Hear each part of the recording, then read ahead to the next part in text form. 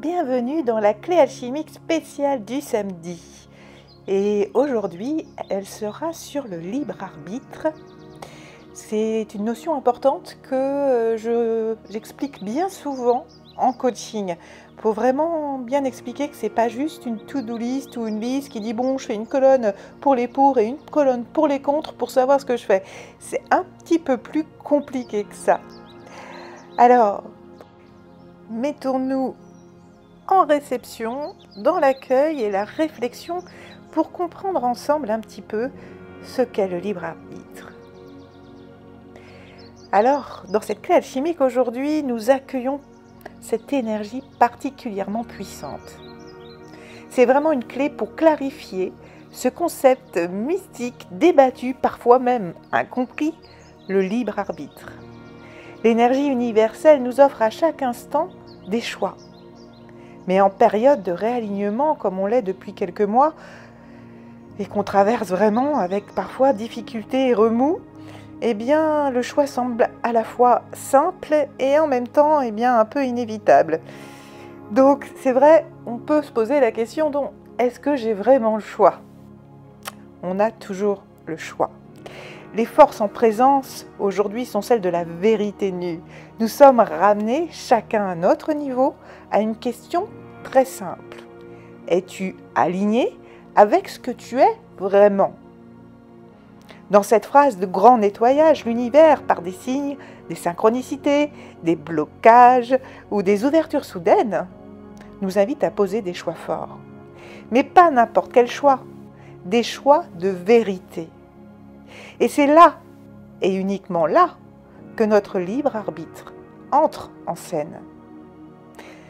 Alors le libre arbitre, c'est notre capacité à choisir librement, sans contrainte extérieure, la direction que l'on va donner à notre vie.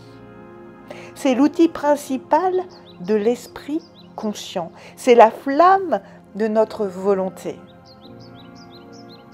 Mais aujourd'hui, ce libre arbitre, il semble parfois canalisé par les énergies en présence, comme si les choix possibles se réduisaient drastiquement à deux voies.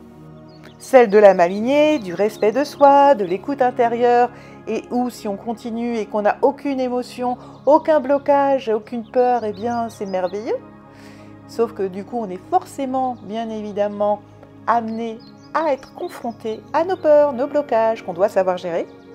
Ou alors, le deuxième choix, c'est celle de l'écart, du non-alignement, souvent synonyme, et bien sûr, de souffrance, de chaos et d'impasse.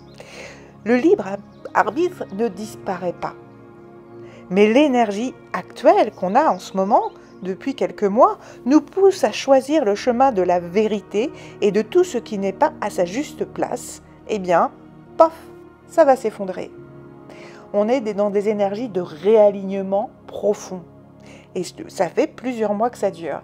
Ce qui fait que, effectivement, au niveau du libre arbitre, c'est un peu compliqué parce qu'on a soit la voie du bien-être si on travaille sur nous, de la réussite, du bonheur, soit la voie du chaos, du blocage et de la tristesse. Donc c'est vrai qu'en tant qu'humain, c'est assez simple comme choix à faire, j'ai envie de dire.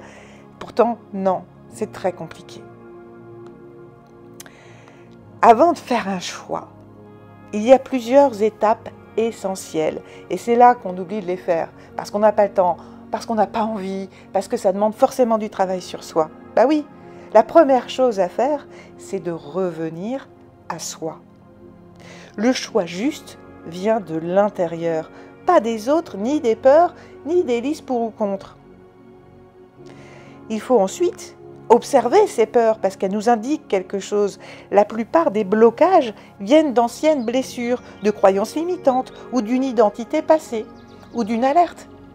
On a déjà vécu ça, ça s'est pas bien passé. Alors, forcément, j'ai une grosse alerte qui arrive et qui me dit non, surtout fais pas ça. Ouais, mais peut-être qu'aujourd'hui, tu as changé. Peut-être qu'aujourd'hui, tu vas agir différemment parce que tu as appris. Et c'est là que c'est important. Se rappeler que tu as changé. Ton passé ne définit pas ni ton présent, ni ton futur. Le choix que tu fais aujourd'hui appartient à qui tu es maintenant. Alors, il faut aussi, et ça c'est important, laisser le temps d'émerger, prendre son temps. Parfois, le non-choix apparent est tout simplement un processus en gestation. L'âme sait, l'esprit patiente, le temps qu'on intègre et qu'on l'incarne. Qu'on soit OK, qu'on ait compris tout ce qu'on avait à comprendre. Qu'on ait apaisé ses peurs. Qu'on ait accueilli, compris, libéré ses émotions. Il faut un temps d'attente parfois qui est plus ou moins long. Mais ça veut dire que petit à petit, on se libère de tout ce qui nous bloque pour pouvoir prendre notre choix en toute conscience, en toute présence. Un cas concret, j'en entends beaucoup en ce moment, et on est tous un peu là, c'est le fait de devoir quitter un emploi ou une situation professionnelle. Et on est en train d'hésiter. Parce que tu es là, toi, tu sais plus quoi faire. L'ancien toi reste parce que, par peur, peur du lendemain, comment je fais pour vivre, et ça se comprend complètement. Mais le nouveau toi, il sent que c'est vraiment l'heure de partir. Et puis tout l'indique. Et bien là, c'est important de revenir à toi, à ton intérieur, voir tes peurs, essayer de t'y confronter. Et c'est ça qu'on n'a pas envie de faire. On préfère mettre tout ça sous le tapis, rester sous sa couette, faire l'autruche, prenez l'expression que vous voulez, l'image que vous voulez. Mais c'est humain, on n'a pas super envie d'y aller à chaque fois, de devoir aller travailler, combattre ses peurs, ses blocages. C'est normal. Et pourtant, si on veut avancer, on est bien obligé un petit peu de le faire. Et après, on voit. Et puis peut-être qu'on a des blocages tellement importants que ce n'est pas le moment de quitter son emploi et qu'on va d'abord travailler sur ces blocages pour après être libéré et pour pouvoir avancer. Il y a une relation qui arrive avec une proposition, tu as une histoire qui pourrait se concrétiser, mais tu veux vraiment dire non à une relation parce que tu sais qu'elle est toxique. Ton corps le crie, ton âme le sait, mais ta peur du rejet te freine. Encore une fois, c'est ta peur qui parle. Ta peur d'être rejeté parce que tu l'as vécu avant. Et c'est OK, il n'y a pas de problème, il faut que tu en tiennes compte, parce qu'il va falloir que tu te rassures par rapport à cette peur. Et ce n'est pas la personne qui est en face de toi qui va te rassurer, c'est toi seul qui est capable de le faire. Ça, c'est important de le comprendre. Et je le dis souvent en coaching. Ou alors, tu sens que tu dois créer, laisser libre cours à ton imaginaire, à ton esprit créatif. Mais tu attends encore l'approbation des gens qui t'entourent. C'est pareil, ça ne vient pas de l'extérieur. C'est pas l'extérieur qui va t'aider à prendre une décision. Il n'y a que toi qui peux savoir quelle décision est faite pour toi, quel est le choix qui est le plus aligné. Alors, pour t'y aider, prends un moment pour t'interroger. Quel choix je diffère depuis très longtemps, trop longtemps? Ce choix vient-il d'une peur ou d'une écoute sincère de mon âme? Bien souvent, on n'a pas envie de le voir, ça. Et si j'étais débarrassée de toute peur, si j'étais soutenue, si j'étais confiante, qu'est-ce que je choisirais vraiment aujourd'hui de faire?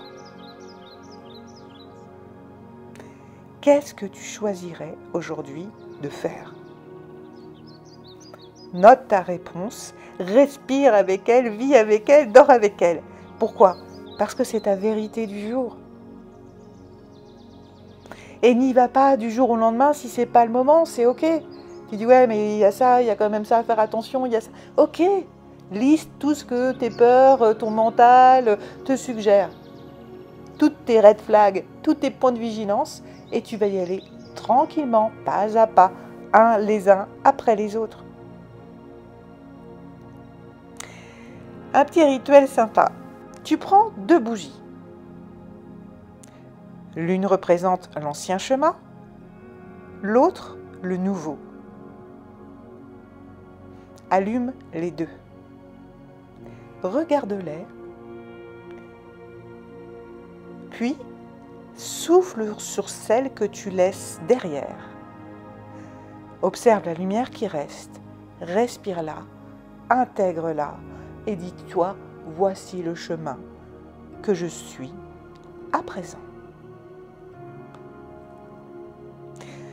pour t'aider quand tu as besoin de clarté, quand tu as besoin de faire un choix, eh bien, la lapis-lazuli, c'est vraiment la pierre qui aide à clarifier l'esprit et à se connecter à la vérité de l'âme. Le laurier, quant à lui, donne courage et clarté mentale. Et si tu as besoin de te connecter à une énergie animale, eh bien le cerf. Parce que le cerf, c'est le guide noble. Il est calme. Il marche dans la forêt avec des choix qui sont pris avec sûreté. Alors ne l'oublie pas, tu es libre. Libre de choisir, mais aussi libre de ressentir ce qui est déjà aligné. Le libre arbitre est une boussole silencieuse qui sait pointer vers la liberté, la vérité et la liberté, bien évidemment. Le temps n'est pas à la fuite, il est à la présence, surtout en ce moment. Car plus tu es présent à toi, plus tes choix deviennent limpides. Et rappelle-toi, l'âme appelle, l'esprit choisit et le corps agit. Un petit mot encore. Cette clé, tu sais, c'est une invitation à reprendre ton pouvoir intérieur.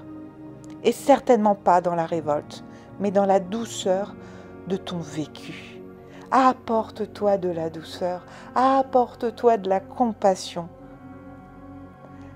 N'hésite pas, si tu as besoin d'être accompagné, pour t'amener de la bienveillance et de la douceur, pour t'accompagner à te libérer de tout ce qui te bloque, je suis là. Les liens sont dans la description. N'hésite pas à commenter cette clé si elle vibre, à liker, à t'abonner à ma chaîne pour m'aider à la faire vivre. Et puis surtout, partage cette clé avec tous ceux qui sont à un carrefour de leur vie parce qu'elle pourrait être la propre clé de la porte de leur nouveau chemin. Alors la grande question que je vais te poser maintenant, quel est le choix que tu sens poindre aujourd'hui ? N'hésite pas, si tu as une envie de thématique que tu aimerais que j'aborde, eh bien, marque-la dans les commentaires. Je serai ravie de pouvoir en faire une et te la proposer une prochaine fois. Je te souhaite une très très belle journée et je te dis à très vite.